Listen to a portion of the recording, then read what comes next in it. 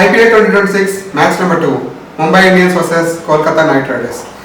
ముందు రెండు మ్యాచ్ విషయం గురించి వస్తే SRH వర్సెస్ RCB.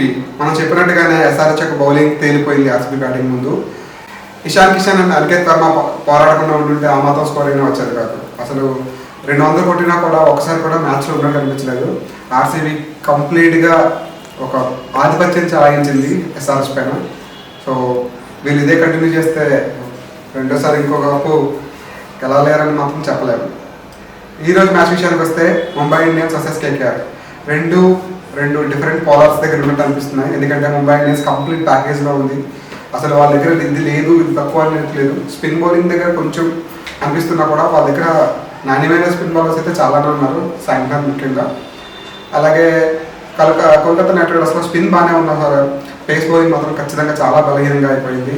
వాళ్ళ దగ్గర ఉన్న పతిరానా కంప్లీట్గా మ్యాచ్కి అవైలబుల్గా లేకుండా పోయాడు. హర్షిత్ రాణా కూడా కంప్లీట్గా మ్యాచ్కి దూరం అయిపోయాడు టోర్నమెంట్ మొత్తానికి గాయం వల్ల. కాబట్టి వాళ్ళ పేస్ బౌలింగ్ ఎలా అయితే తట్టుకుంటుందో చూడాలి.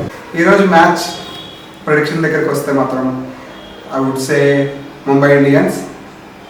వాళ్ళకి KKRపై చాలా పెద్దగా మంచిదిగానే ఉంది. అటు ముంబైలో అయినా అటు కోల్కతాలో అయినా కూడా ఈరోజు మ్యాచ్ ఆల్రెడీ అక్కడే జరుగుతుంది, వాళ్ళ సపోర్ట్ గట్టిగా ఉంటుంది. So I'm going with Mumbai Indians.